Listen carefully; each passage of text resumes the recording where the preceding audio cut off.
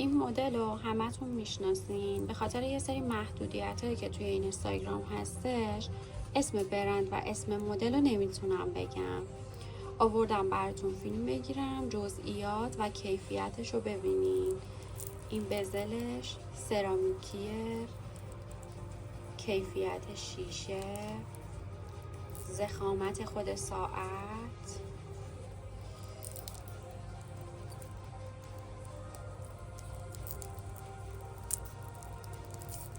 این حک رو نگاه کنید چقدر تمیز.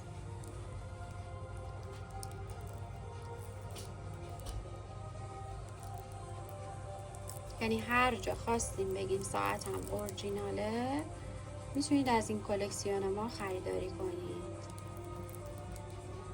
این ساعت رو میتونید با این دستبندا و بنگلا هم